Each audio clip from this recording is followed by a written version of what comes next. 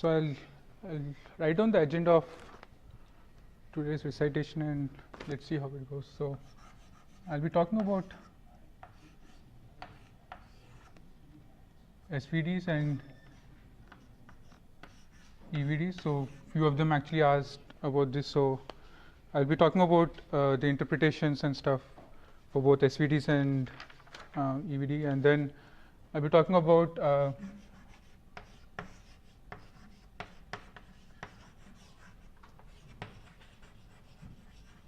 so we talked about linear convergence, sublinear convergence, and etc. So I'll go through the definitions again and we'll discuss a little bit about that, and then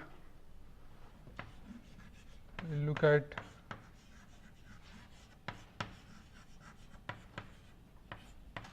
Newton method,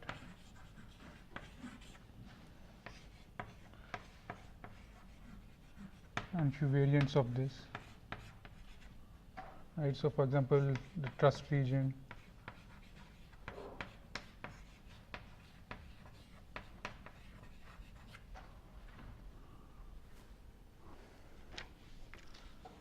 okay. And so also talk about quasi-Newton methods.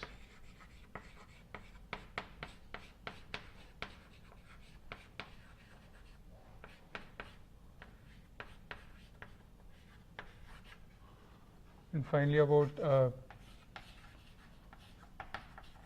we talked a lot about conjugate gradients and stuff. So we'll review it and see if we can get a different interpretation of what we have seen in the class. Okay, so these are roughly the things I want to talk about today. So if you guys have anything else, we can talk after that. Right. So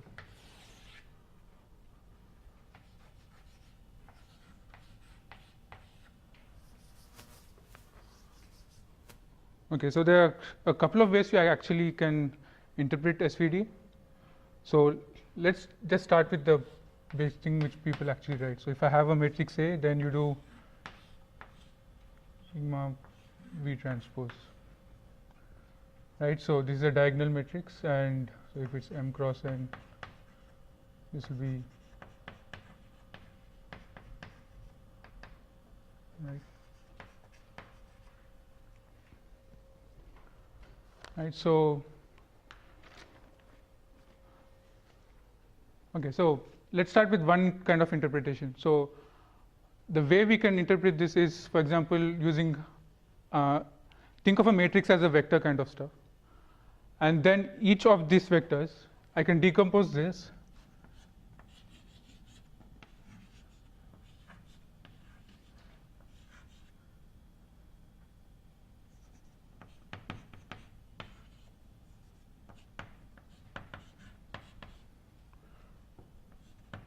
right.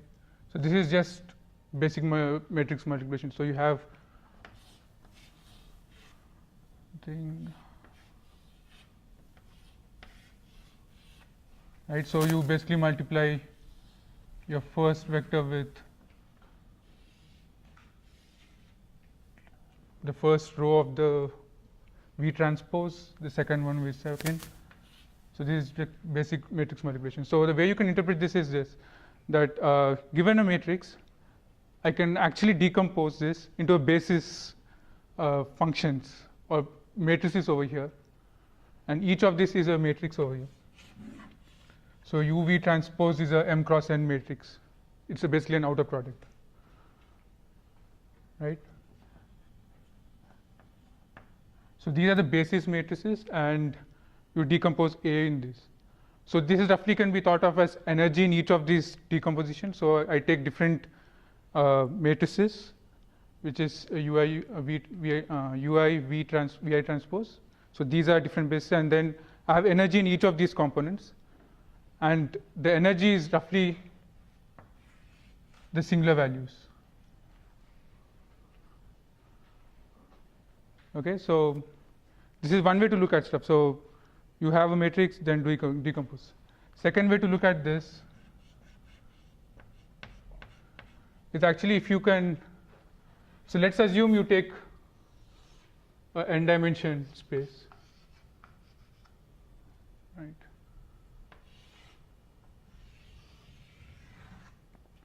So I'm just drawing a 2-dimension, but so suppose I take, so what this essentially says is that there exists a orthogonal system. So by orthonormal in fact, I mean that ui transpose ui uj.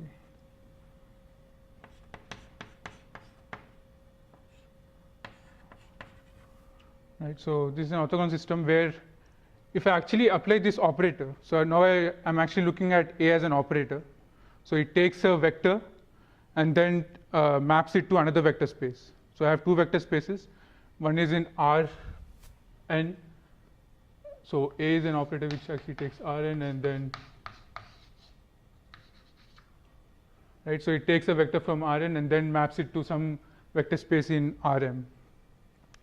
So what this essentially says is that there exists an orthonormal system in Rn, in the sense that it's perpendicular and then it's normalized, perfectly normalized. When you apply an operator A,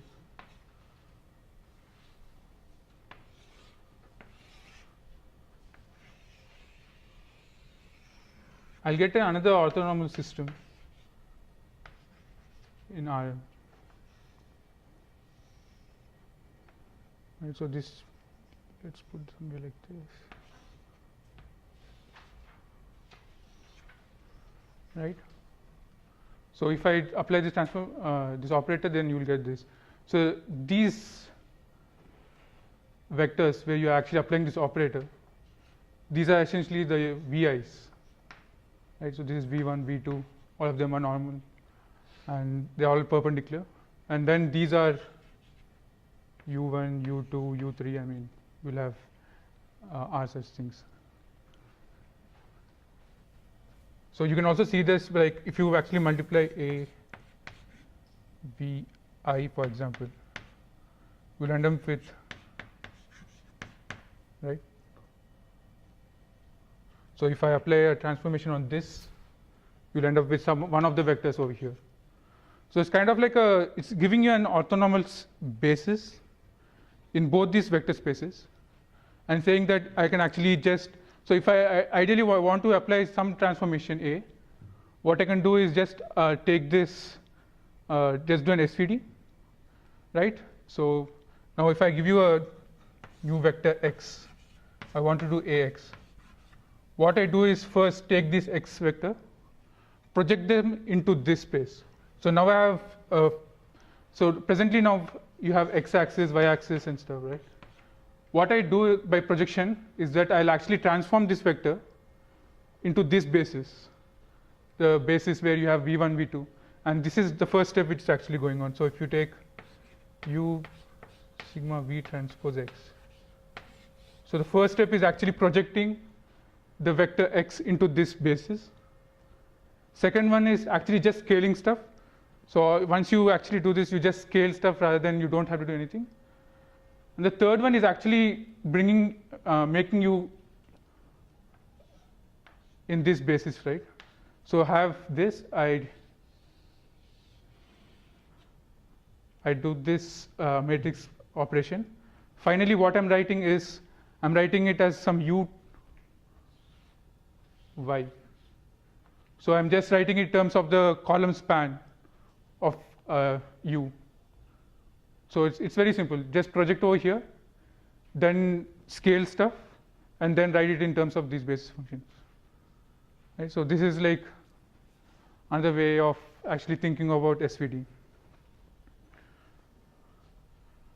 Right? So in one of your homework problems, they actually give you that W is orthogonal to the left singular values and the right singular values.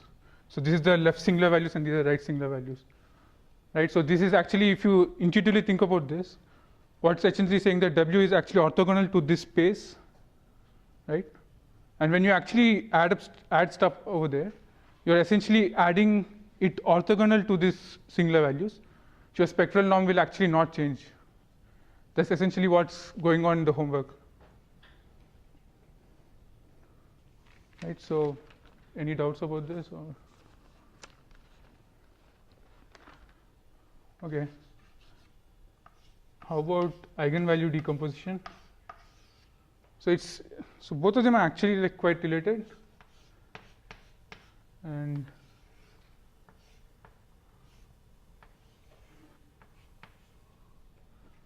right. So this is essentially saying very similar things. So you have an orthogonal system. So over here you'll just, instead of M, you'll like go back to the same space, because it will going to be a square matrix. It's going to be an n cross n matrix. Right. So you project stuff over in this eigenspace, scale stuff, and then again project back into the normal basis.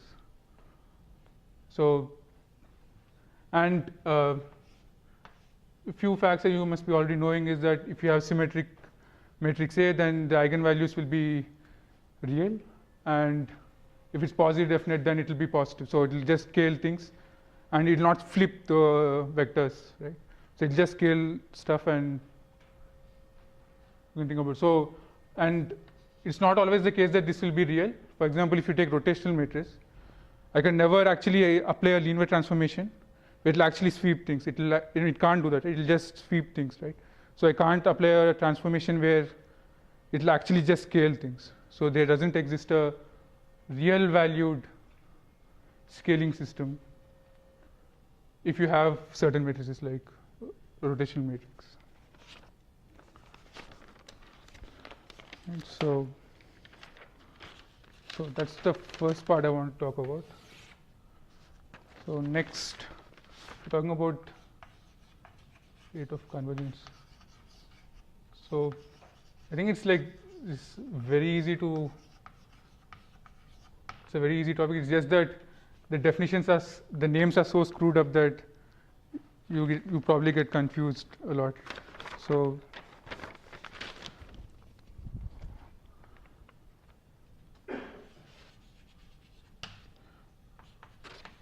all you have to do is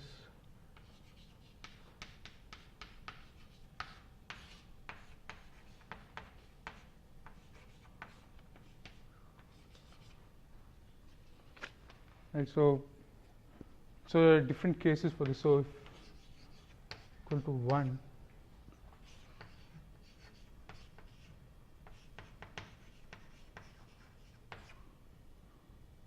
and 0.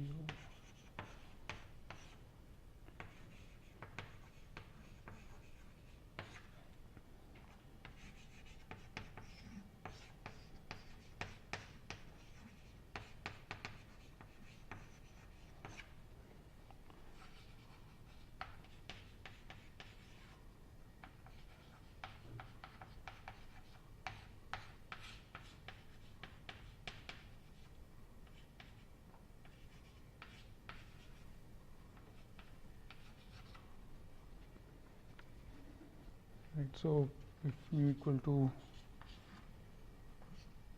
and q is quadratic.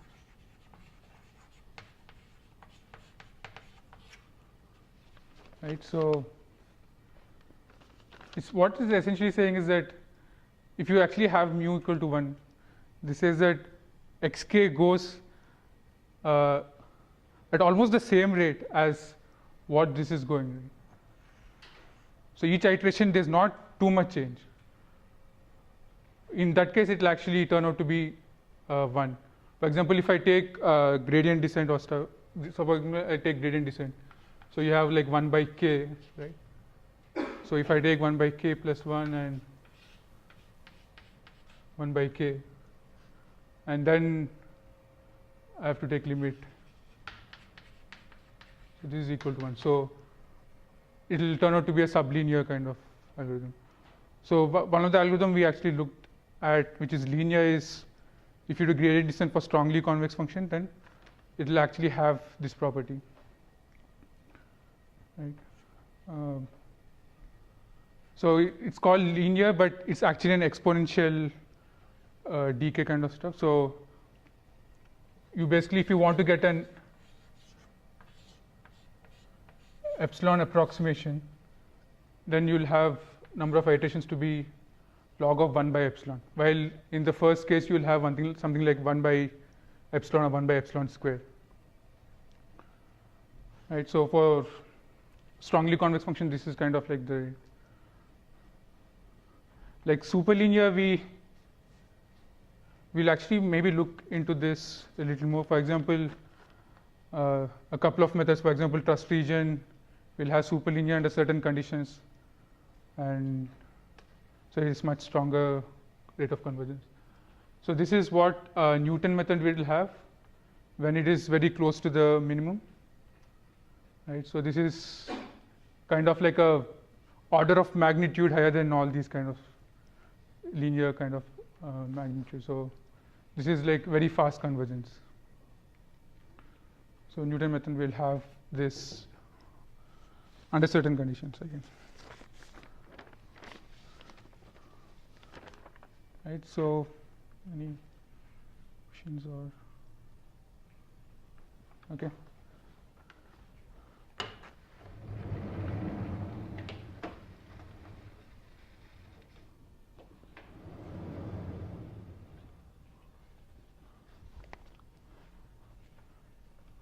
So we talked a lot about Newton method.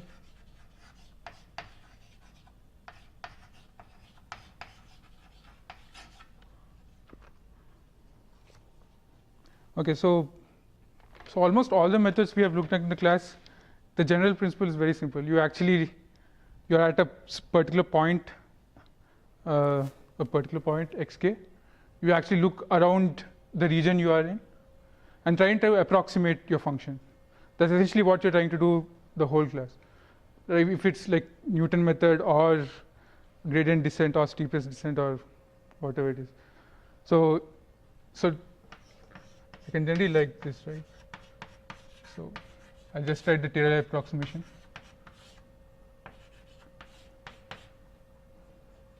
So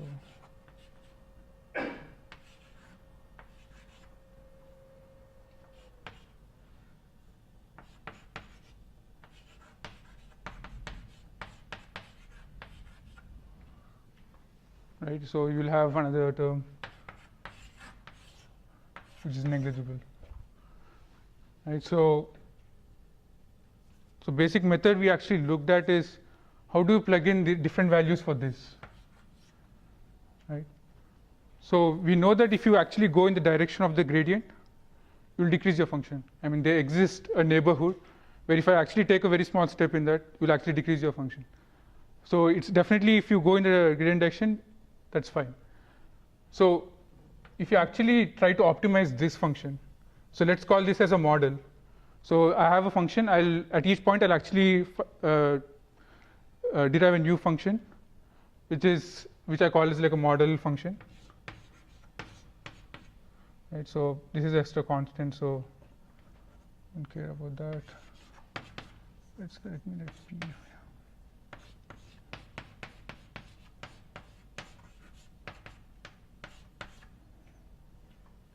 Right. So I'll basically optimize this, and then I'll take a step in this direction. And so this is just an approximation of your function. It's not a true function, right? So there is certain kind of so you really can't actually take a very large step because you're just having a whole approximation. And if you take a large step, you're ignoring all the other higher order terms. So you might actually end up with an error for that. So for gradient descent, for example, I'll take h to be equal to I. I'll just take the identity matrix, and I'll try to find the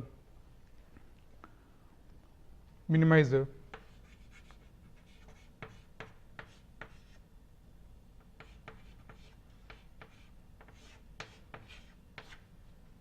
Right, I'll have an appropriate step size and stuff, so but that's fine. So I'll essentially do this, right? So I can come up with different kind of approximations. So if I just optimize this, what's essentially going to happen is that we'll have HP. So forget about Hessian. If I have some matrix over here, if I just optimize this stuff, and then this, and then you'll have, right? So if I take identity, it will just be the gradient. So I can always take any positive definite matrix, and still get a descent direction, right? So if I have a very bad approximation here, obviously I'm going to get screwed. So if I have identity, then it's just gradient descent. And for Newton method, what you're doing is actually taking the true Hessian over here, right? So this is kind of like the best approximation you can get for this quadratic approximation. And so this is the best model approximation you can try to get. But in principle, you can actually take any positive definite matrix, and then you can just have a descent direction.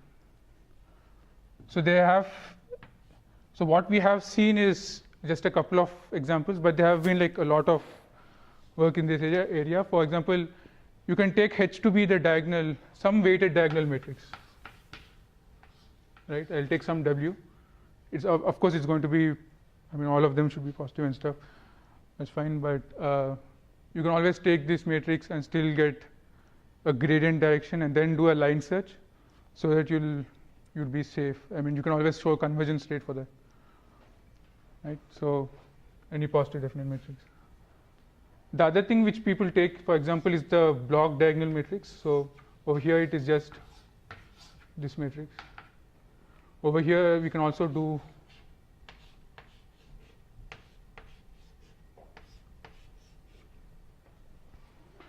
you can have a block diagonal. And the advantage of this is, like, if you take a inverse of this matrix, you essentially take inverses of these small blocks. You don't have to invert the whole matrix. So it will be, so if you just invert the Hessian, which is going to be dense and is generally going to be order n cube, right? And now if I, for example, I divide it into p blocks, and if I just do this, then it will be order n cube by p cube. So you'll get a pretty good. So this is generally used for like distributed optimization stuff. So this essentially decouples problems, right? I mean, over here this is like whole set of decoupling when you use identity. Over here, this block will be coupled, but with the rest of the blocks it will be decoupled. So I can optimize each of this stuff for different in different nodes of this distributed system, and then I can just combine stuff. Right. So yeah. So I just wanted to make a point that we have just looked at certain approximation of the Hessian, but there are like a lot more approximations we can actually do over there. Right.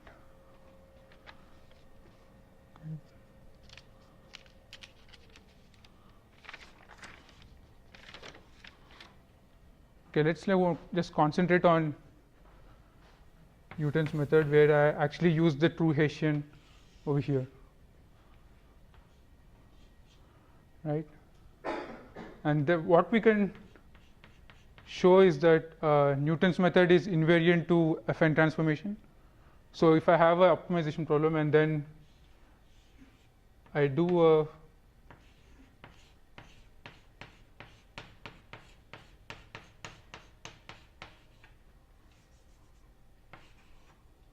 right, so I do this change of variables. I actually make it into y, which is like a phi of x. So my original optimization problem is in terms of x now, but this is in terms of the new optimization will be in terms of y. And what we couldn't show is that the Newton's method. So if I have x1, x2, so on to xk as the sequence of iterations I take in the Newton method. So if you actually optimize in this new problem where I do a change of variables, you actually get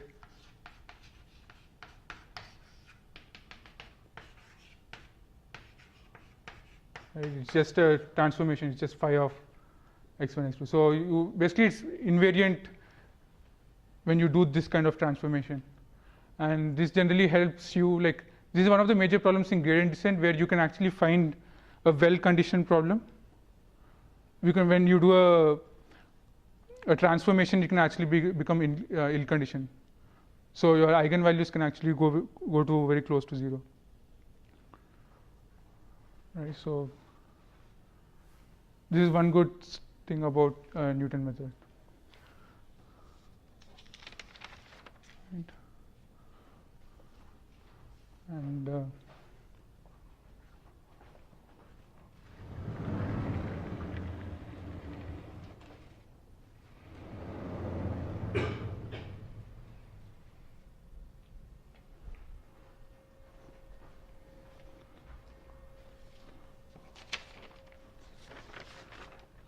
so I talked about Newton's method convergence.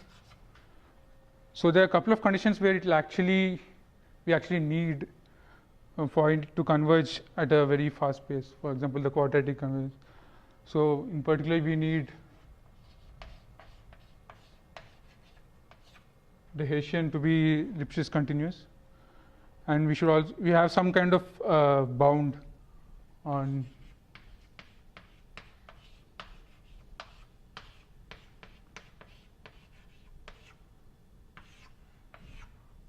this. So this is I'm talking about when you want to find a root for this. So in our case, we want to optimize this stuff and we want to do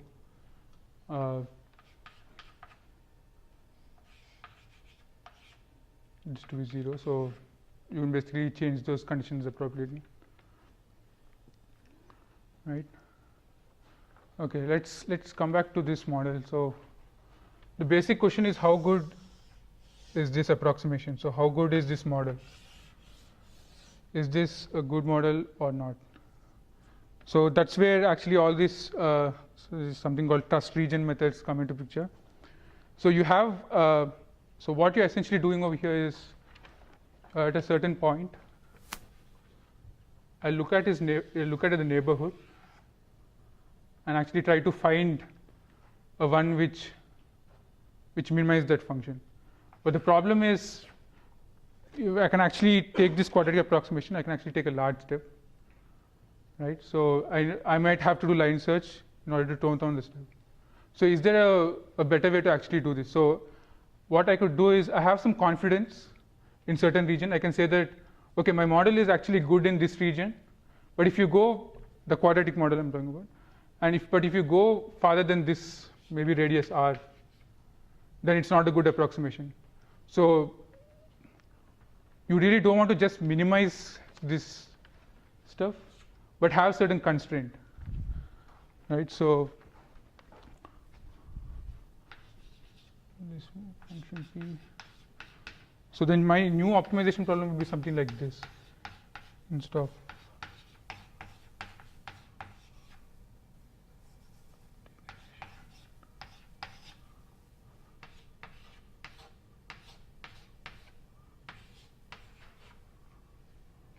right.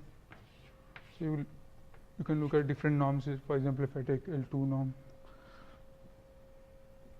so I add this additional constraint which will actually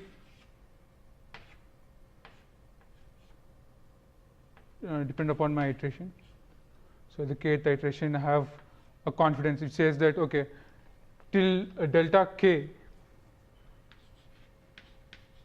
I trust this approximation. So just optimize over this region, but don't go beyond that.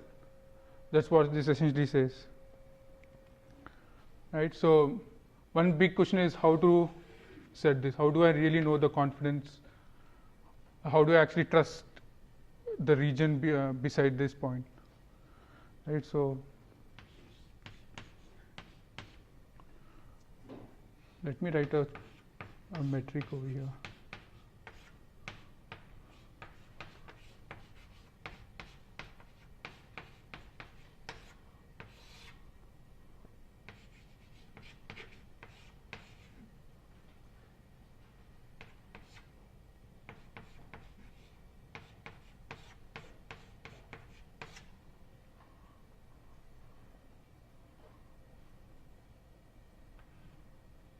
Okay, so what essentially this says is that this is a ratio of how the function changes to how our model changes. If I actually take this step, if I actually go in this direction, right? So how does it change? So if I have delta k to be close to 1, then what it essentially says that okay, this model is actually capturing how the function is changing. So I can actually trust this. So I can try to increase. So I have some delta naught. Initially, I have some trust region. I can choose any of it. At each iteration, I'll either decrease it or increase it. Right. So at each iteration, I also calculate this value rho k. And if it's close to 1, I'll actually increase my trust region. I say that okay, I trust this model more. Just let me increase it a little bit more. And if it's actually close to 0, if it's less, then for example, some constant, maybe 1/4, then you say that okay, I'm not trusting this very much, so let me shrink a little bit more. So you basically at each iteration you find this parameter, see if it's actually the model is capturing your function properly. According to that, you either shrink your region or increase your region, and you basically continue this for until convergence, and you can show that this actually converges, and it converges at a very good rate for superlinear kind of rate, and it does. So Newton method doesn't do that well if it's actually far away from the optimal. So this does pretty good even in that sense. So you should also look at what's the difference between the trust region methods and the line search methods. So in line search, what you essentially do is take a direction, you choose a gradient direction, for example, and then try to choose your step size. Over here, you're doing two things: choosing your step size and also choosing your direction as well. So there are two kind of joint optimization going on. Rather than just taking a line, you just actually have estimate of both your step size and your direction in this region. Right. So this is kind of like using more information to do your optimization locally.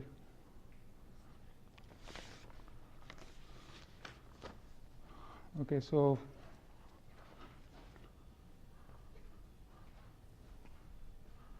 let me talk about the final part I want to say. It's about conjugate.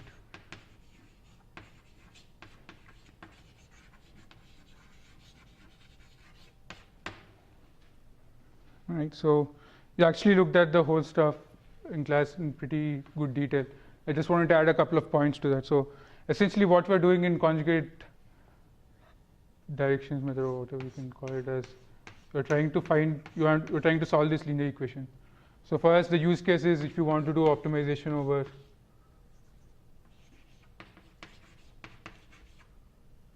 minus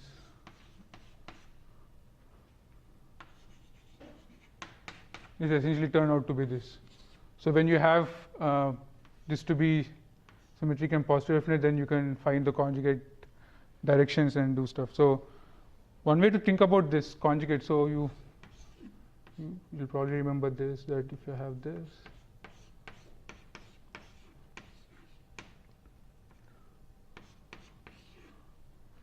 and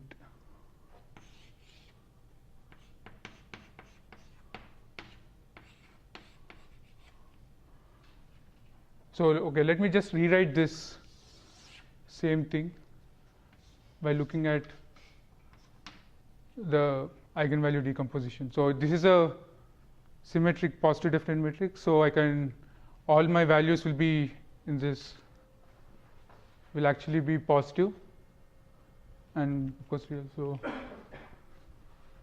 I can just do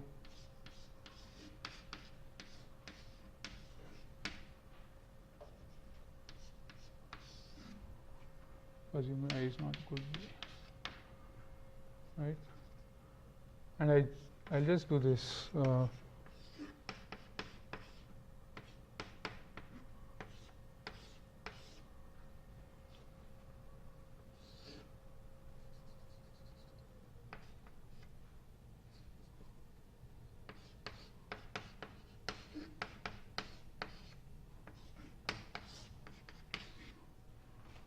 Okay, so what this essentially is saying is that I have these vectors pi and pj.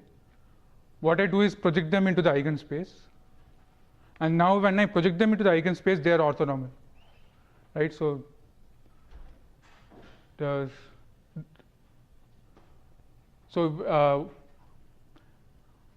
what I can do is, so suppose I have this projection of B.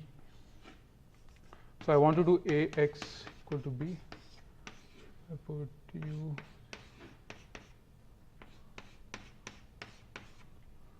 right. So let me say I'm just taking the transpose, right, and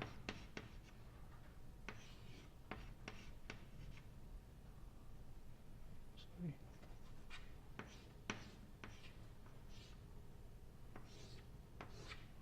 So if you look at this, this is another projection in the eigenspace, right? And what I'm essentially trying to do over here is that you have this eigenspace. I want to find some vector where if I just like scale it diagonally, so I'm just scaling these vectors, then I'll get this U transpose B, this another vector,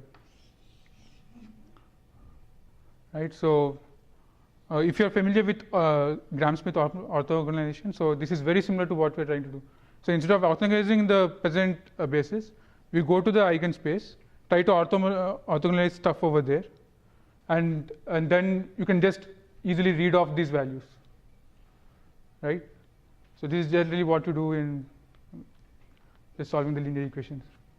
But you're not doing it in current space, but you're doing it in eigenspace. And the only problem over here, I mean, there are many problems, but you don't know what is this. I mean, if you do this, then you have to actually calculating SVD and stuff. And so the whole conjugate gradient descent says that, I mean, you really don't have to do this, the eigenvalue decomposition. You can just do the whole stuff, do orthogonalization, do Gram-Schmidt process without actually calculating this, the EVD of the matrix. So for each step, what you're actually finding is that you have this eigenspace. For each step, you're actually finding the projection onto one of these orthonormal stuff in the eigenspace. And at each step, you'll just subtract that weight, so you have another orthogonal space you want to find, and then you continue this process. So essentially, it's just orthogonalization in the eigenspace.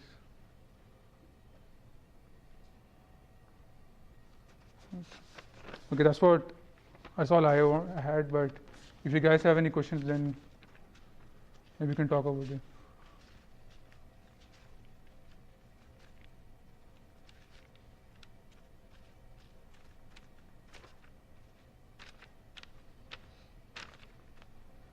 Okay. Thank you.